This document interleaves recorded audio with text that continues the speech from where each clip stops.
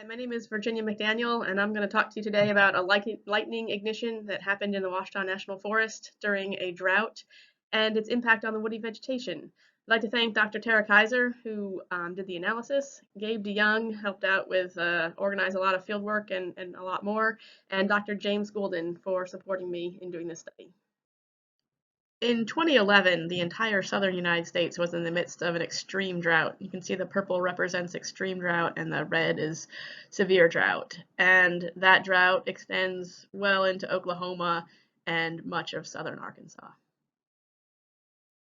Coupled with the drought, there was also a lot of lightning activity. In July and August, the western side of the Ouachita Mountains were being peppered with lightning. This shows the positive and negative lightning charges during a 4-day period in July. There are about 20 positive charges and nearly 7,000 negative charges, and any one of those could have started a fire.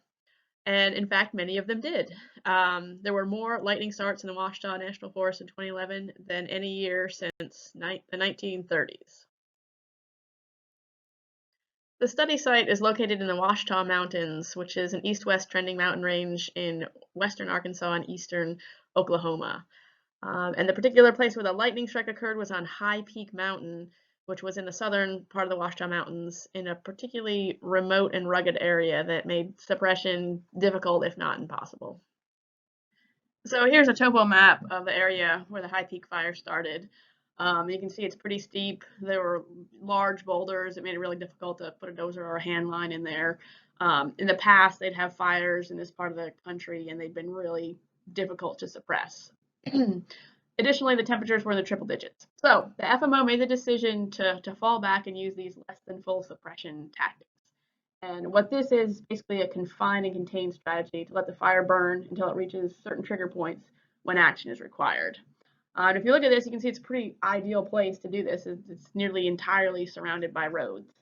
But if you look to the left, you see there's a little white. White means that it's private land. And I'm sorry, that west line got cut off a little bit, but there's a road that goes the entire way around the unit. And so the FMO, when the FMO talked to the state forester, like, hey, we got this fire, we'd like to burn across private land, the state forester said, not only no, but heck no, you're not going to burn across that because you're going to kill a bunch of timber. And as a result, they ended up putting a dozer line here to make the west line, so it was all on Forest Service land. But the state forester was not alone in thinking that a lot of timber was going to die burning under these conditions, these drought conditions and the heat. And there is precedent for this thought. Morgan, Varner, and others found that reintroducing fire to long, unburned longleaf pine stands caused widespread overstory mortality. And the drier the duck, the greater the mortality. And from an ecological perspective, we also wanted to know what was the effect of the fire on the diversity and species richness of woody species. We had 3 questions that we wanted to look at. Number 1, what was the mortality rate of overstory trees and understory trees? And by mortality, we mean that the individual was top killed and it may or may not have resprouted. Number 2, how did the fire affect woody species richness? And number 3, were there different responses by community type? There were 3 main community types found in the High Peak area. First, the pine oak forest, which were found on lower toe slopes and gentle mid slopes. The hardwood forests are located on the higher elevation, steep south-facing slopes and much of the north-facing slopes. There were several pine plantations found on the flat toe slopes on the south side of the burn unit. We didn't have enough plots to analyze the data by community type, but I think there's still some interesting things that we can discuss, even if it wasn't statistically significant. The High Peak wildfire started with a lightning ignition on July 29, 2011, and was extinguished by a rain event about 2 weeks later, August 11th. During the 2 weeks it burned, it was extremely hot and dry. The average high temperature, was 104 degrees. The average low relative humidity was 27, and the average KBDI was 700. KBDI stands for the Keach-Byram Index, which is a drought indice that goes from 0 to 800. 0 meaning the soil is completely saturated with water, and 800 meaning it is completely dry. The fire behavior was very low because the fire was pretty much just backing down ridges or flanking along them, and there were just very few uphill head runs. So while the fire was burning, we were able to establish 8 fuels transects before they were burned and measure those after the burn. For the tree plots, we were unable to get those done while the fire was burning. We didn't have the time or personnel. So after the fire, we randomly generated points within the burn unit and we installed 31 fixed radius plots.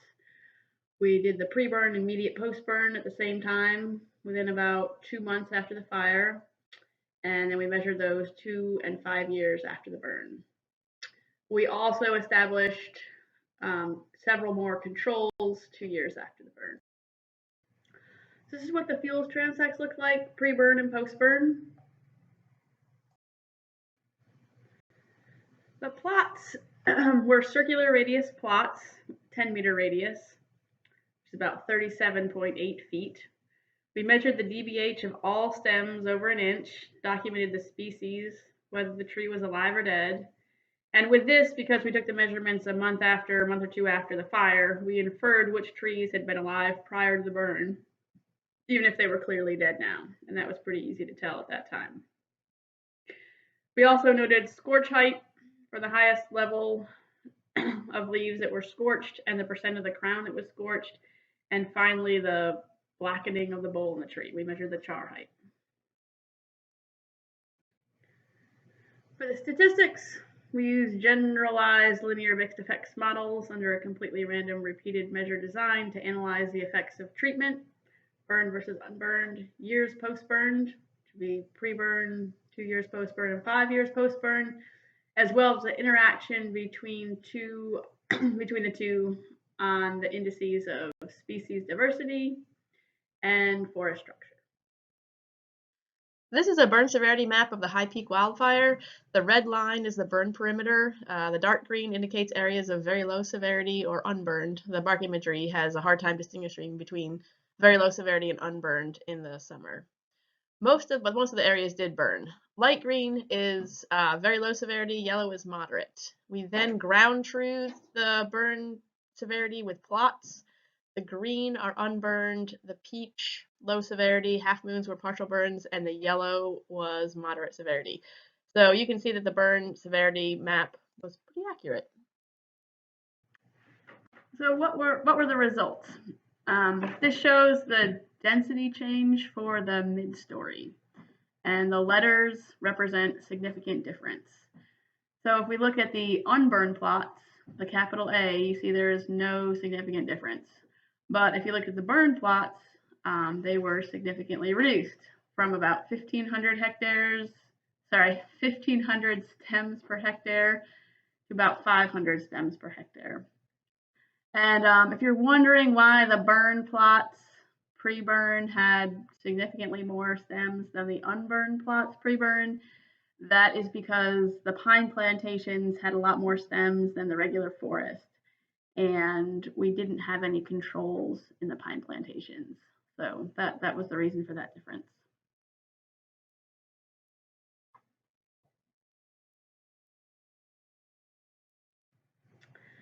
But if we look at the overstory density change, we see that in both the burned and the unburned plots, it was unchanged.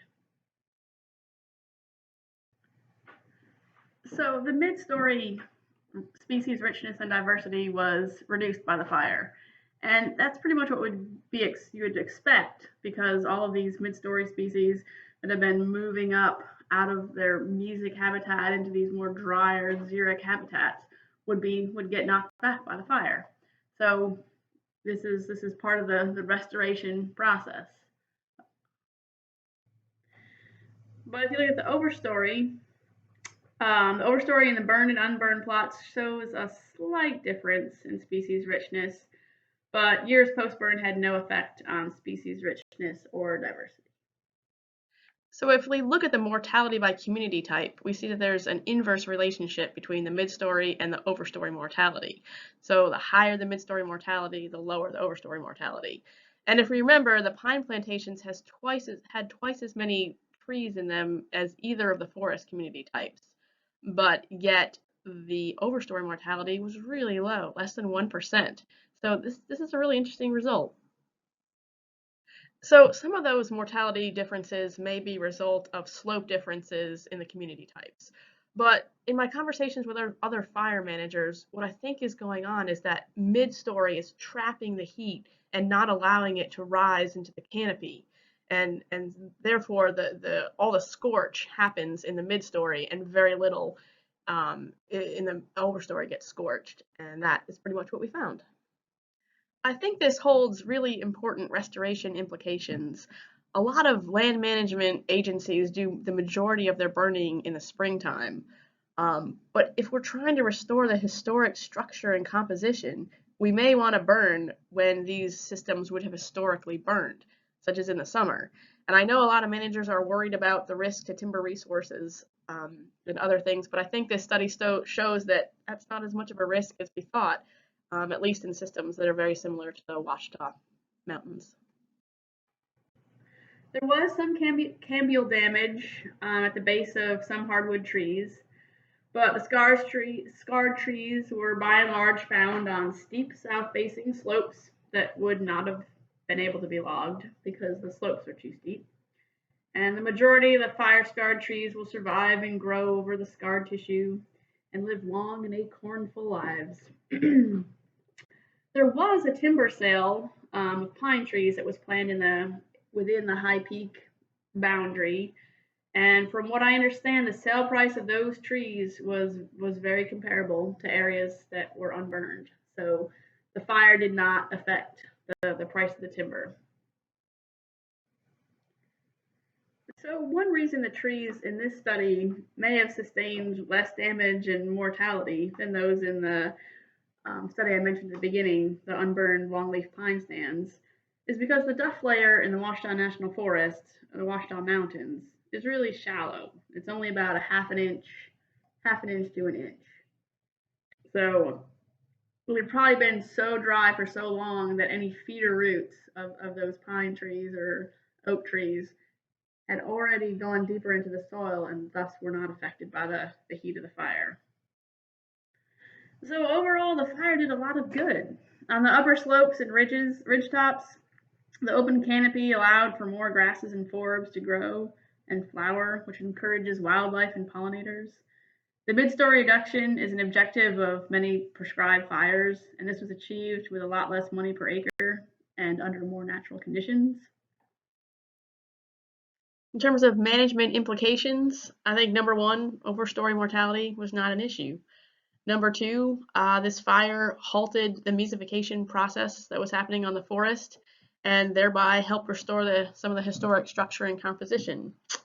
Number three, I think we really need to think about summer burning, whether that's allowing a lightning ignition to burn naturally or doing prescribed fire in the summer to mix up the burn season a little, which would have occurred naturally in the past. And then fourth, I think when we have a lightning ignition or a start, we need to think ecologically and operationally. And if it's feasible to allow a fire to burn naturally without risk to people and property, I think that should be brought to the table instead of immediately defaulting to full suppression on every fire. I'd like to thank all the people from the Ouachita National Forest and the Arkansas Nature Conservancy who helped with this study, especially the FMO Ben Rowland and Becky Finzer for thinking this was a great opportunity to do a study on tree mortality and fire. If you have any questions, feel free to shoot me an email. We published a couple of papers, which you can see the references below. Thank you.